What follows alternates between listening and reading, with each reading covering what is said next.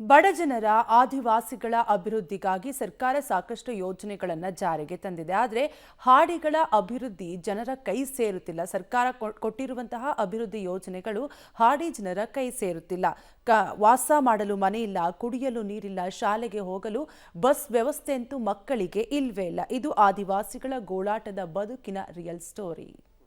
ವಾಸಕ್ಕೆ ಸೂರಿಲ್ಲ, ಕುಡಿಯಲು ನೀರಿಲ್ಲ, ಮಕ್ಕಳು ಶಾಲೆಗೆ ಹೋಗಲು ಬಸ್ ಇಲ್ಲ. ಹಾಡಿ ಜನರಿಗೆ ಇದೆಂಥ ದುಸ್ಥಿತಿ.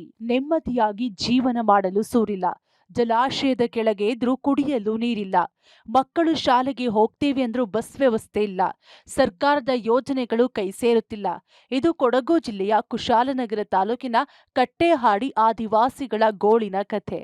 ಹೌದು, ಕಟ್ಟೆಹಾಡಿಯಲ್ಲಿ ಹಲವಾರು ಕುಟುಂಬಗಳು ಹಲವು ವರ್ಷಗಳಿಂದ ವಾಸ ಮಾಡ್ತಿವೆ. ಇಲ್ಲಿನ ಜನರಿಗೆ ಮೂಲಭೂತ ಸೌಲಭ್ಯಗಳು ಮರೀಚಿಕೆಯಾಗಿದೆ. ವಾಸ ಮಾಡಲು ಸೂರಿಲ್ಲದೆ ಟಾರ್ಪಲ್ ಕಟ್ಟಿಕೊಂಡು ಮಳೆ ಬಿಸಿಲು ಎನ್ನದೆ ಮಕ್ಕಳನ್ನ ಕಟ್ಟಿಕೊಂಡು ಗುಡಿಸಲಿನಲ್ಲಿ ವಾಸ ಮಾಡುತ್ತಿದ್ದಾರೆ. ಇನ್ನು ರಾತ್ರಿ ಆದ್ರೆ ಕತ್ತಲಲ್ಲಿ ಕಾಲ ಕಳೆಯಬೇಕಾಗುತ್ತೆ. ಅಲ್ಲದೆ ಕಾಡಾನೆಗಳ ಉಪಟಳ ಹೆಚ್ಚಾಗಿದ್ದು ಜೀವ ಕೈಯಲ್ಲಿ ಹಿಡಿದು ಬದುಕಬೇಕಿದೆ. ಇಷ್ಟಾದ್ರೂ ಸರ್ಕಾರ ಮತ್ತು ಜಿಲ್ಲಾಡಳಿತ ಇತ್ತ ತಲೆ ಹಾಕುತ್ತಿಲ್ಲ.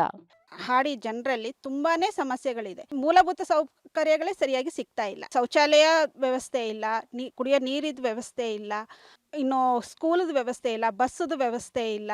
ಹಕ್ಕು ಪತ್ರಗಳು ಕೊಟ್ಟಿದ್ದಾರೆ, RTC ಕೊಟ್ಟಿಲ್ಲ. ಸಂಬಂಧಪಟ್ಟ ಅಧಿಕಾರಿಗಳಿಗೆ ನಾವು ಇದರ ಮುಖಾಂತರ ಹೇಳ್ತಾ ಇದ್ದೀವಿ, ಅವ್ರಿಗೆ ಭೇಟಿ ನೀಡಿ ಅವ್ರ ಕಷ್ಟಕ್ಕೆ ಸ್ಪಂದಿಸಿ ಮಾಡೋಕ್ಕಾಗುತ್ತೆ ಅದನ್ನ ಮಾಡಿ. ಇಲ್ಲ ಅಂತಂದ್ರೆ ನಾವು ಮುಂದಿನ ದಿನಗಳಲ್ಲಿ ಕಾನೂನು ಹೋರಾಟ ನಡೆಸ್ತೀವಿ.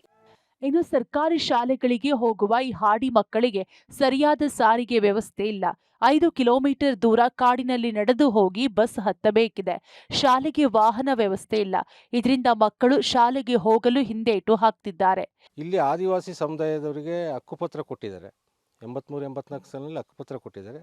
ಅವರಿಗೆ ಮೂಲಭೂತ ಸವಲತ್ತಿಗೆ ನಾವು ವಂಚಿತವಾಗಿದ್ವಿ. ಈ ಹಕ್ಕುಪತ್ರ ಕೊಟ್ಟ ನಂತರ ಈ ಭೂಮಿನ ಸರ್ವೆ ಮಾಡಿ ಅವರಿಗೆ RTC ಕೊಡಬೇಕು. RTC ಒಂದು ಕೊಡಲಿಲ್ಲ. ಆಧಾರ್ ಕಾರ್ಡ್ ಇಲ್ಲ, ರೇಷನ್ ಕಾರ್ಡ್ ಇಲ್ಲ, ಮತ್ತೊಂದಿಲ್ಲ. ಈ ಬಸ್ಸಿಗೆ ಇಲ್ಲಿಂದ ನಾವು 5 ಕಿಲೋಮೀಟರ್ ದೂರ ನಡ್ಕೊಂಡು ಹೋಗ್ಬೇಕು ಮೇನ್ ರೋಡಿಗೆ. ಆನೆ, ಹುಲಿ ಮಧ್ಯದಲ್ಲಿ ನಾವು ಹೋಗ್ಲಿಕ್ಕೆ ಸಾಧ್ಯ ಇಲ್ಲ. ಮಕ್ಕಳು first PU, second PU, 10th ಎಲ್ಲ ಓದ್ತಾ ಇದ್ದಾರೆ.